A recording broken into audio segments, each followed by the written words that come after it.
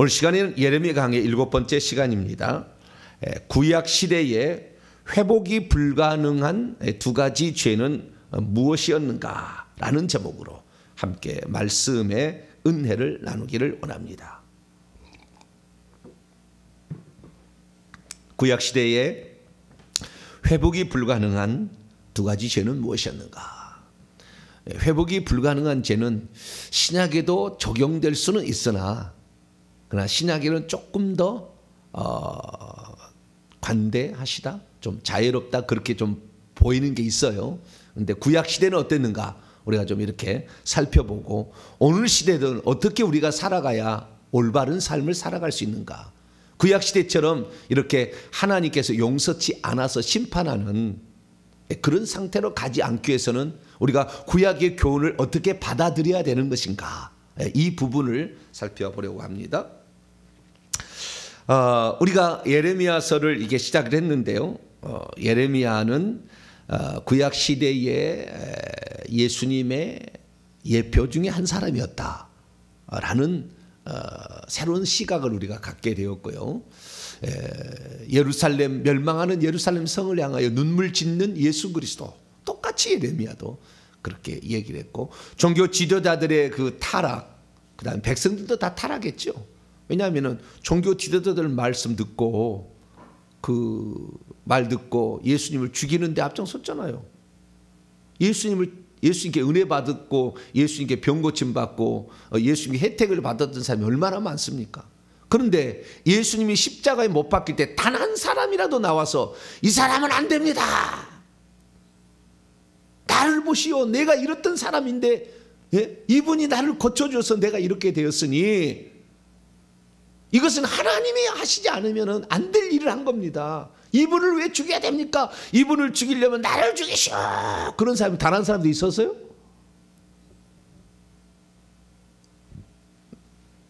예루살렘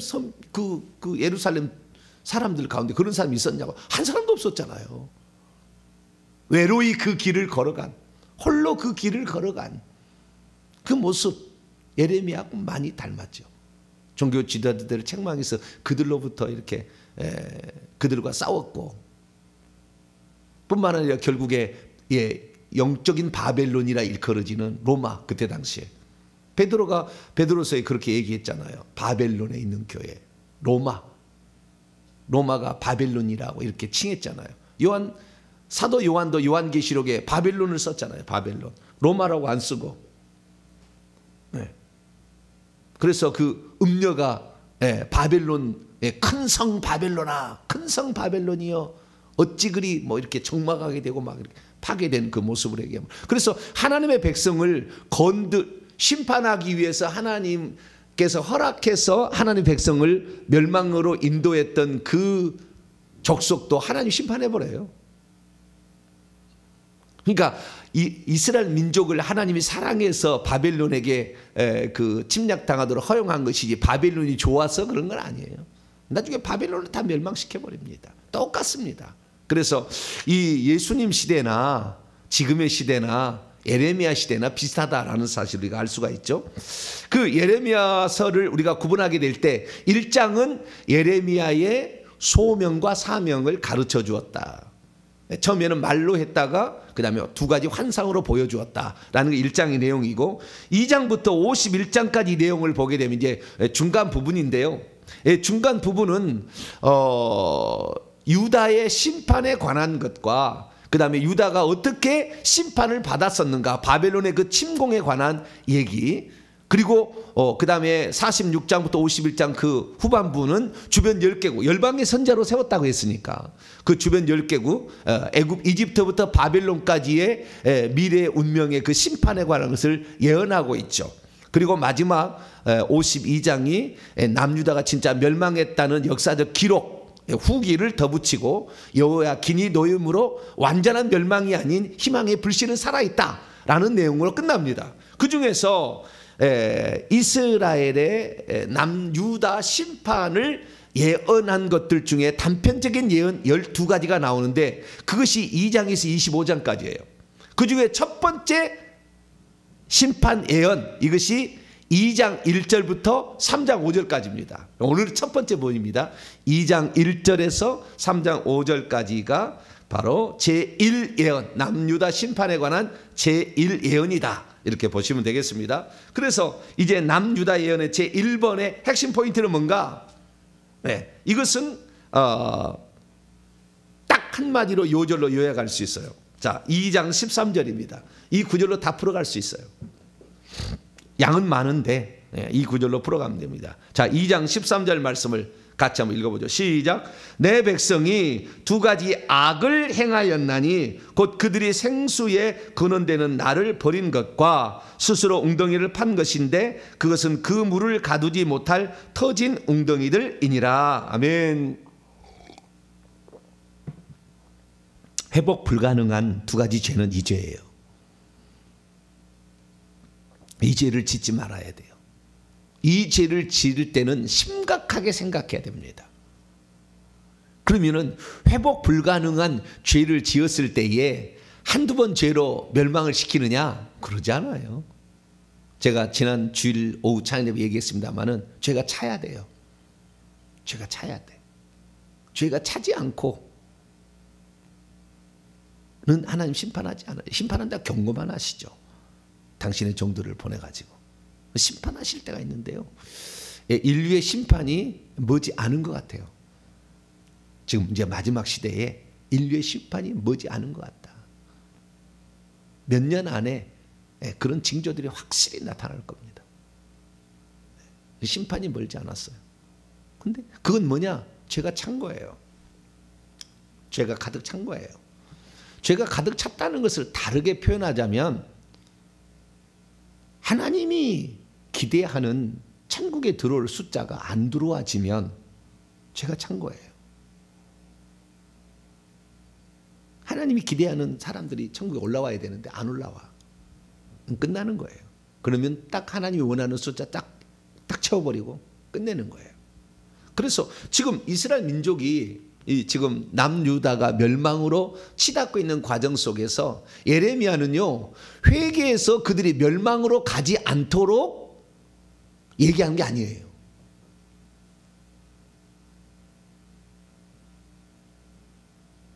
회개해서 그들이 잘못한 걸 회개해서 남유다가 멸망할 것을 멸망하지 않으라고 지금 선지자를 보낸 게 아니라고.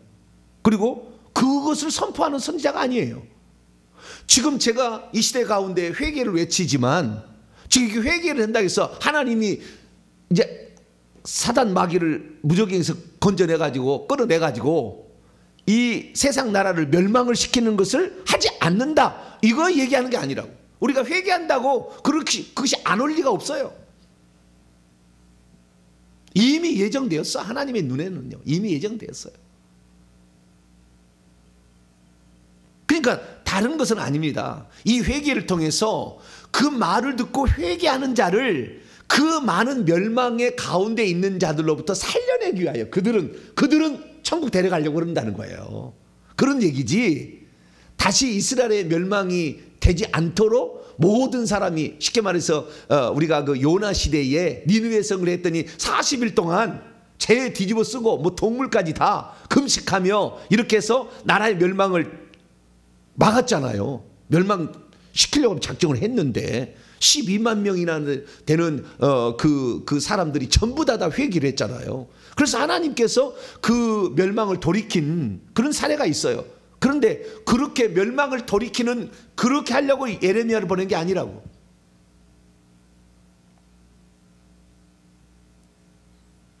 그러니까 결국에 이 어떤 회개의 메시지를 듣는다 할지라도 들을 게 있는 자만 들어요. 다 안 듣습니다. 많은 것을 기대하지 않아요. 하나님은. 네, 들을 게 있는 자는 들어서 그 마지막에 멸망을 피하라 라는 것을 말해주고 있는 거예요. 그 바빌론이 죽일 때에 죽임 당하지 아니하고 살림을 받을 수 있는. 그러니까 지금 얼마나 많은 사람들이 제3의 성전이 세워져 가지고 그 다음에 이스라엘 나라가 천년왕국의 제3의 나라가 되어가지고 천년왕국을 지상에 펼친다. 천만에 만만의 콩떡이에요. 지상 낙원 절대 오지 않아요. 신천지 100% 가짜입니다. 근데 신천지와 같은 신앙생활 하는 사람 많아요. 지금 정통 교단에도 이 땅에 천년왕국이 다시 회복의 땅이 회복이 된다 이런 생각을 갖고 있는 사람 지나보세요. 뭐 지나보시면 아니까 믿을 사람 믿어야 되고 뭐 어떻게 할 수가 없더라고요. 믿겠다는데 그건 뭐 믿으셔야지 뭐. 성경이 이 모든 게 문자적인 것과 상징적인 두 가지의 우리가 해석이 아주 중요한 포인트가 있습니다만은 예수님이 하나님 보좌 우편에 앉으셨다. 사도신경 가운데 단 한 부분 그 부분만 상징이에요. 우편에 앉아 계신다는 말은 그분이 권능의 우편에 앉아 계시고 나중에 심판주로 오시고 그분이 모든 악한 마귀를 무찌르기 위한 능력, 전능자이심을 얘기한다. 그런 측면인 것이지 실제 하나님 보좌 우편에 예수님의 보좌가 없거든. 예수님이 하나님 보좌에 앉아 계시거든. 천국 가면은. 그러니까 그것을 상징이 아니라 실제로 푼다고 말이에요 지금. 그래서 예수님이 하나님 보좌 우편에 앉아있다고 푸는 사람이 있다 그 말이에요. 거기 앉아있는 게 그 우편에 있다고 생각하는 사람이 아마 95% 될걸? 천국에 한 번도 안 가봤으니까. 어떻게 천국 간지를 모르니까. 지옥에 한 번도 안 가봤으니까. 지옥이 어떻게 떨어지는지 모르니까.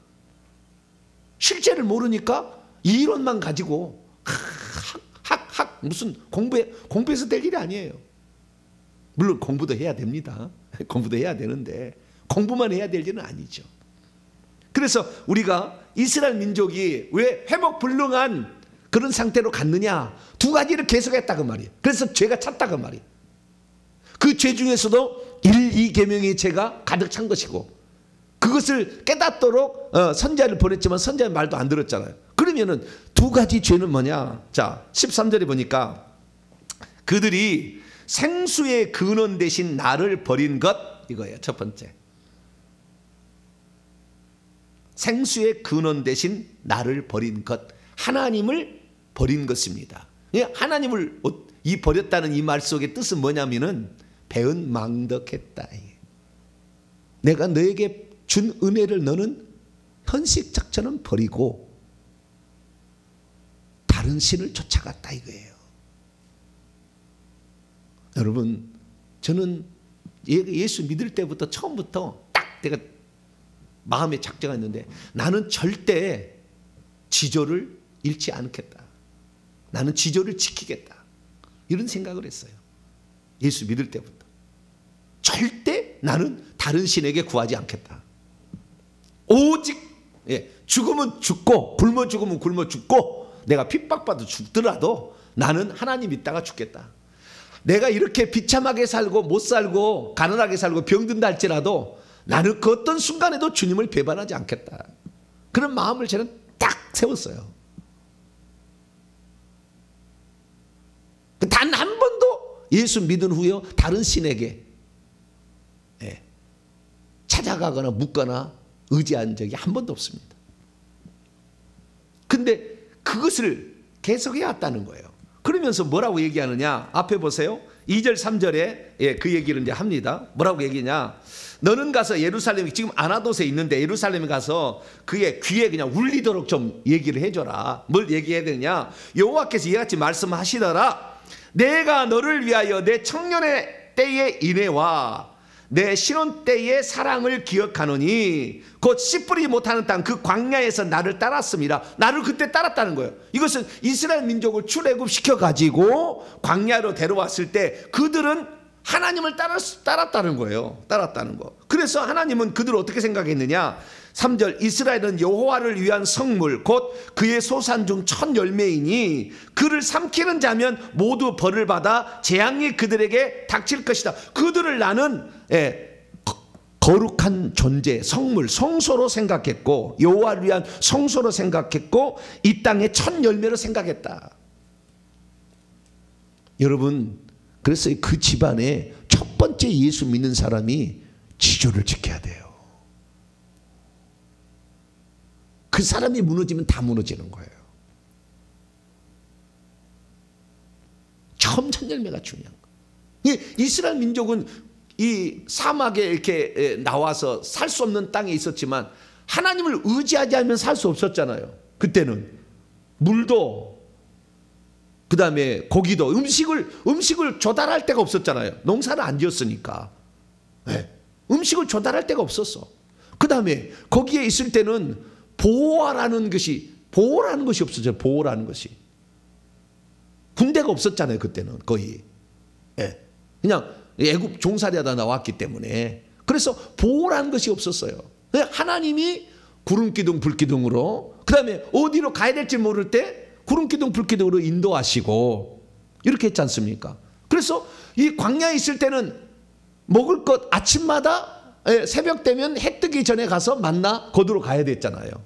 그러니까 하나님께서 주시는 것으로 만족하고, 하나님 물론 그 원망한 놈도 있었지요. 애굽 음식보다 싫다, 이 박한 식물을 싫어하노라, 싹 죽여버렸죠, 그런 사람들. 그런데 좌우지간 매일마다 이스라엘 민족은 그렇게 하나님을 따랐기 때문에 소시적에 너희들이 나를 그래도 내가 전능자라고 믿고 너희들은 홍해를 건넜지 않았느냐, 하늘에서 날마다 만나라라는 희한한 것을 너희는 먹지 않았느냐, 그렇게 했다는 거예요. 그런데 이들을 가나안 땅으로 데려오니까 어떻게 됐느냐. 자, 7절입니다. 내가 너희를 기름진 땅 가나안 땅으로 인도하여 그것의 열매들과 그것의 아름다운 것을 먹게 하였거늘 너희가 이리로 들어와서 내 땅을 더럽히고 내 기업을 역겨운 것으로 만들었으며. 하나님은, 아니요, 제사장은 여호와가 어디 계시냐 한 사람도 말한 사람이 없고, 율법을 다루는 자들은 나를 알지 못하고, 관리들 목자들은 나에게 반역하고 거역하고, 선지자들은 바알의 이름으로 예언하고 무익한 것을 따랐지 않느냐. 10절, 기띔의 섬들에 가서 건너가서 한번 보고, 게달, 기띔은 이렇게 구브로 있잖아요. 구브로 섬을 기띔이라고 그랬어요. 구약시대는 구브로. 바나바 고향이잖아요. 구브로 섬에 가서 보며, 게달이라는 것은 이스마엘의 아들인데요, 동편 땅이에요. 왼쪽에 이 섬에도 가보고 오른쪽에 동편 땅에도 한번 가보라. 어찌 자기의 신을 버린 족속이 있었느냐? 11절, 어느 나라가 그들의 신들이 아닌 신들을 다른 신들로 바꾼 일이 있느냐? 너희들은 바꿔버렸다 이거예요. 나의 백성은 그 영광을 무익한 것으로 바꾸어서 나를 버렸다.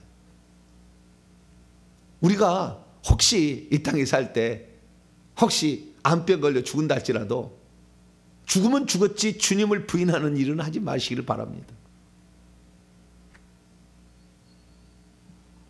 일본에 40년을 어떤 그 내과 의사를 하신 분이 절대 하지 마라, 뭐 책을 썼는데요.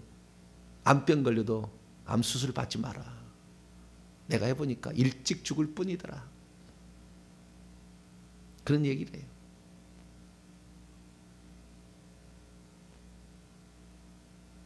더 빨리 죽는 거예요. 항암 주사하면은 살아있는 세포가 다 죽이잖아요. 암세포만 죽이는 게 아니에요. 근데 왜 암세포가 우리 몸에 생긴 줄 아세요? 암세포가 외부 침입 바이러스가 아닙니다. 우리 몸의 세포가 바꿔진 거예요. 우리 몸의 세포가 바꿔져서 암세포가 되는 거라고. 그러니까 외부 침입한 바이러스는 죽이는 약은 있어도 우리 몸 자체를 죽이는 약은 없어요.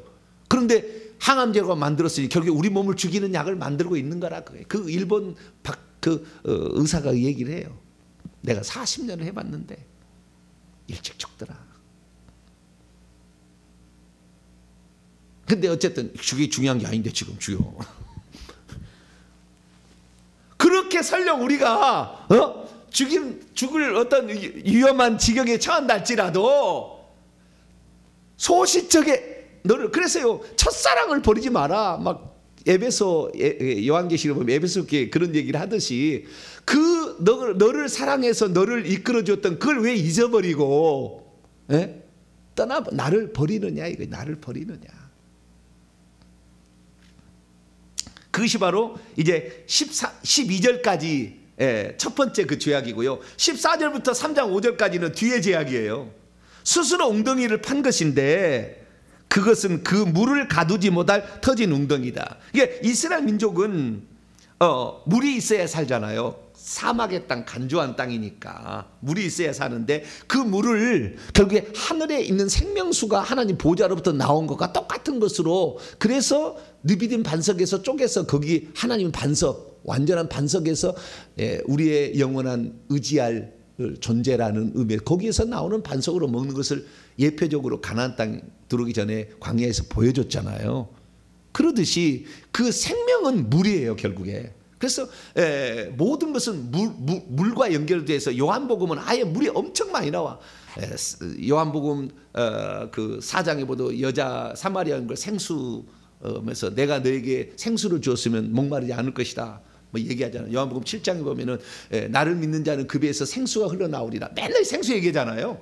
그 얘기가 이 얘기입니다. 왜냐하면 하나님은 생명이고 생명은 생수로 표현이 되는데 하나님은 생수의 근원이래요. 그러니까 그분은 계속 물을 이렇게, 그분은 어디서 온 게 아니라 자기가 물을 주는 근원이라는 게, 물을 주는, 생명을 주는 근원인데 이렇게 계속 내보낸다는 거예요. 첫 번째는. 그런데 그 생명의 근원을 내보낸 다른 것은 다 가짜로서 신용을 하고 있고 잠깐 어디 갔다가 써먹고 우리 생수 사다가 주는 것이지 자기가 만들어서 주는 게 아니라 그 말이에요. 하나님은 만들어 준다는 거예요. 이렇게 나는 내가 생수의 근원이야. 내가 너에게 생명 줘. 이 땅에 어떤 신도 생명을 줄 수 없어. 나만 생명 주는 거야. 내가 생명이니까. 그리고 생명을 주는데 그 생명을 버렸다는 거예요. 그런데 이 생명을 주는데 이 생명으로 말미암아 결국에 사람이 사는 거잖아요.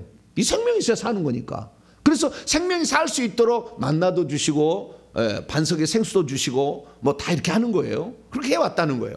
그런데 이스라엘 민족이 그런 것을 맛보면서 하나님만이 당신의 생수라고 생각해야 되는데 그걸 버렸고요. 두 번째는 뭐냐면 이스라엘 나라는 그 물이 항상 있는 게 아니기 때문에 비가 올 때 비를 저장해가지고 저수조에다 저장해가지고 그 물을 비가 안 올 때를 쓰는 거예요.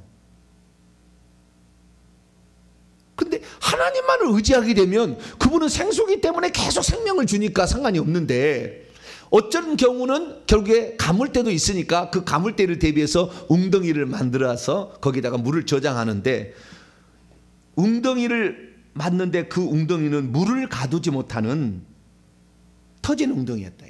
그러니까 생수이신 하나님을 거기다가 보관하지 못할 다른 웅덩이, 하나님이 그 생수인데 그 생수를 보관하지 못할 다른 웅덩이를 판 거예요. 나는 여기에서 물을 보관할 수 있어 라고 생각을 한 거죠. 그리고 여기다 웅덩이를 파놨는데 생수가 흘러와서 거기 들어가는 건데 이 웅덩이를 나는 이 웅덩이가 물을 보관할 수 있다라고 했지만 이 저수조는 물을 보관할 수 없는 저수조였다는 거예요. 그것이 뭐냐? 이 뒤에 보면은 두 가지예요. 두 가지. 첫째는 1계명과 2계명을 어기는 거예요. 신들을 따라가는, 다른 신들을 섬기는 거예요. 신들은 물을, 생수를 보관하지 못할 웅덩이에요. 다른 신들은. 하나님만이 그 생수를 계속해서 줄 수가 있다는 거예요. 예수님도 그래서 내가 생수다 맨날 그렇게 얘기한 것이, 나만 생명을 준다 이렇게 얘기한 것이, 예수님은 생명의 근원이니까 하는 거지만 다른 것들은 그렇지 못하는 건데 그것을 그런 줄 알고 이 신들을 내가 의지해도 내가 목마르지 아니하고 이 신을 의지해도 내가 살만하다라고 생각을 한 거죠. 그래서 그 우상을 숭배하는 것입니다. 20절 말씀 보면 높은 산 푸른 나무 아래에서 우상을 숭배했어. 이건 니므롯 신을 숭배하는 것입니다. 23절 말씀 보면 바알을 숭배했다고, 바알의 뒤를 따라갔다고 얘기하고 있어요. 27절 말씀을 보면 나무와 돌을 신으로 나의 아버지라, 나를 낳았다, 나의 어머니라고 나무한테 돌한테 그렇게 했다는 것입니다. 28절 말씀 보면 이스라엘 백성의 섬기던 신들의 숫자가 너희들의 성읍수와도 같다. 하나님이 아닌 것들을, 하나님이 아닌 것은 일시적으로 조금 줄 수 있다니까요. 마귀도 우리에게 뭐 조금 줄 수 있어요. 그건 터진 웅덩이지 계속해서 생수를 줄 수 있는 게 아니에요. 그런데 많은 사람이 착각해. 조금 당장 주니까 착각해서 그걸 의지하는데 그건 터지는데 물을 계속 저축할 수 없어. 흉내만 내는 거야. 가짜야 이거예요. 이게 첫 번째고요. 두 번째는 뭐냐면 사람을 의지한 거예요. 우리를 도와줄 사람, 내가 위급할 때, 처할 때 당장 도와줄 수 있는 그런 존재를 의지했다는 것입니다. 18절 말씀을 보게 되면 이 시올에 물 마시려고 애굽으로 갔대요. 그 다음에 이 유브라데 강물을 마시려고 아수르로 갔대요. 애굽과 아수르가 당시의 대제국으로서 이 남유다의 왼쪽에는 애굽, 북쪽에는 아수르가 있었는데 어디를 의지해 우리가 평안할까? 맨날 이거 연구해가지고 이쪽에 생수가 있을까 이쪽 나라에 갔다가 이쪽에 생수가 있을까 이쪽에 생수가 있을까 이쪽 나라 갔다가 이랬다는 거예요. 그래서 그 두 나라를 의지했는데 그 두 나라 때문에 망해요. 이스라엘 나라가 결국에. 애굽 의지했다가 애굽 치러 가는 요시야 왕이 죽잖아요. 아수르 의지했다가 아수르가 쇠퇴하니까 바빌론이 쳐버리고 가지고 바빌론이 쳐가지고 다 죽잖아요. 북이스라엘이 아수르에 멸망했습니다. BC 722년에. 그래서 사람을 계속 의지한다는 거예요. 그래서 이 두 가지, 첫 번째는 생수는 오직 하나님만 주시는 건데 이 은혜가 오기는 왔지만 그 은혜를 저버리고 쉽게 말해서 이런 거예요. 이스라엘 민족이 광야에 있을 때는 생수가 없으니까 하나님만 의지해서 하나님이 생수 준다는 걸 알았는데 적과 꿀이 오는 다른 땅이 하니까 웅덩이도 팔 수가 있어. 사막에는 웅덩이를 팔 수가 없거든요. 그러니까 하나님만 의지해야 돼. 그래서 하나님께 주시는 반석에서 나오는 그 물만 마실 수밖에 없잖아요. 파도 생수도 안 나오고 물을 저장할 수도 없으니까. 그런데 이스라엘 나라가 애굽 땅, 이제 가나안 땅으로 들어가니까 거기는 웅덩이도 팔 수가 있어요. 그리고 웅덩이를 파서 물도 저장해서 썼다 그 말이에요. 농사도 짓고 이렇게 되는 거예요. 그러니까 절대적으로 광야에 있을 때는 절대적으로 하나님을 의지해 살 수가 있었는데 가나안 땅에 오니까 절대적인 건 아니잖아요. 살만하잖아요. 네? 거기서는 물을 저장하면 일식으로 쓸 수 있으니까. 근데 진짜 물은 하나님이 하늘에서 주는 건데 그걸 잊어버리고 여기에 물이 애굽이 우리는 물이다, 아수르가 물이다 생각하고 그 다음에 그들의 신들을 의지하면 우리를 보호해 줄 거다 이런 생각으로 그들은 살았다는 거예요. 그러니까 살만하니까 그때부터 하나님을 저버리는 거예요. 하나님을 의지하지 않으면 살 수 없는 사막의 땅에서는 하나님만 의지하고 나만 의지한다고 하더니 너희들이 이제 살만해지니까 여기서도 이렇게 살만하구나. 애굽을 의지해도 살만하고 아수르 의지해도 살만하고 그들의 신들을 섬겨서 쾌락도 좀 즐기면서 음행도 좀 하면서 살아도 괜찮구나 라고 생각했다는 거예요. 하나님이 어떻게 해보는지 아세요? 결국에 3장 1절로 넘어와요. 그래서 그러냐? 그래서 나를 저버리고 네가 우상을 섬기고 사람을 의지하냐? 그럼 내가 이렇게 하겠다라고 얘기를 한 거예요. 3장 1절부터 3절까지 있습니다. 시작. 그들이 말하기를 가령 사람이 그의 아내를 버림으로 그녀가 그에게서 떠나 타인의 아내가 된 자 하자. 남편이 그녀를 다시 받겠느냐? 그래야면 그 땅이 크게 더러워지지 아니하겠느냐 하느니라. 내가 많은 무리와 행음하고도 우상을 숭배했다는 거예요. 내게로 돌아오려느냐? 여호와의 말씀이니라. 내 눈을 들어 헐벗은 산을 보라. 내가 행음하지 아니한 곳이 어디 있느냐. 다 거기에 나무 돌에다가 그들의 그 섬기는 바알신, 마세라신, 몰록신 심겼다는 거잖아요. 내가 길가에 앉아 사람들을 기다리는 것이 광야에 있는 아라바 사람 같아서 음란과 행악으로 이 땅을 더럽혔도다. 그러므로 단비가 그쳤고 늦은 비가 없어졌느니라. 그럴지라도 내가 창녀의 낯을 가졌으므로 수치를 알지 못하였다. 이게 무슨 말이냐면 결국에 하나님에서 비는 광야에 있을 때는 반석에서 나왔지만 가나안 땅에 왔을 때 하늘에서 내려야 되잖아요. 그런데 하나님을 저버리니까 점점 뭐요? 단비가 그치고 하늘에서 비가 내리는데 늦은 비가 안 내리는데도 불구하고 계속해서 나는 애굽을 섬기면 괜찮아. 나는 애굽 신을 섬기면 괜찮아. 그렇죠? 그리고 다른 신들을 계속 의지하더라는 거예요. 그런데 3장 1절에 한 얘기 뭐냐면 이게 신명기 24장 1절에서 4절 이야기인데 이게 무슨 말이냐면 어떤 여인이 흠이 나서 이혼 증서를 써서 버렸단 말이에요.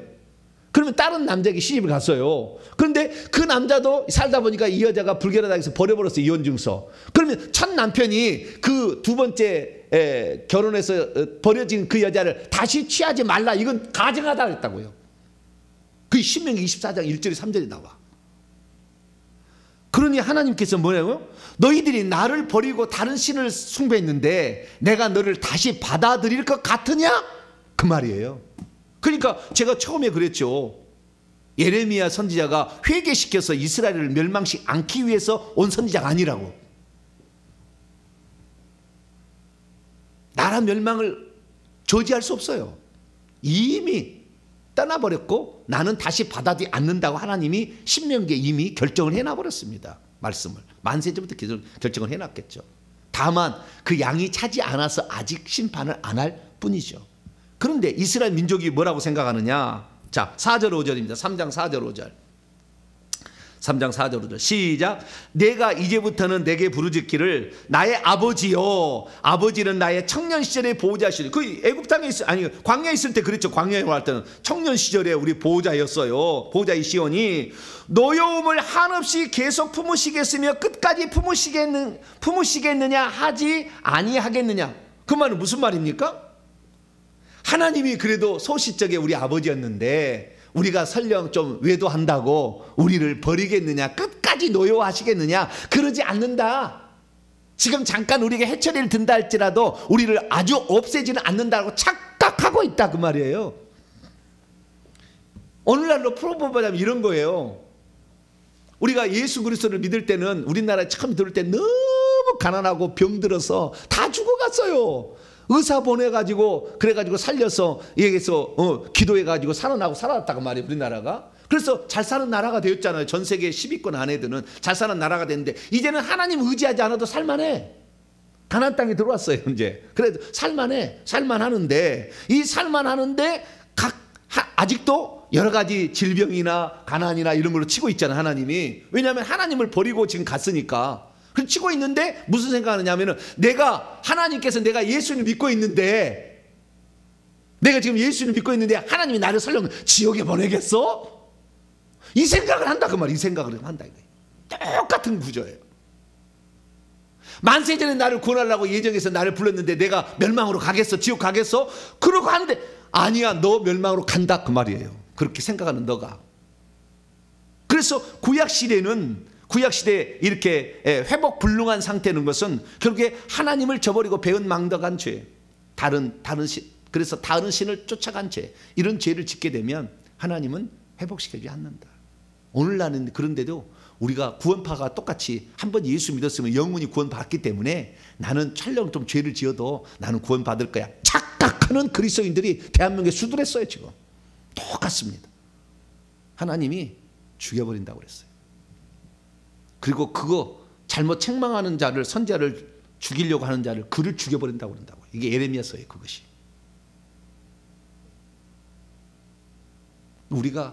그래서 우리가 그 얘기를 듣고 회개하면 바벨론이 침공한 상태에서 살려주는 거예요.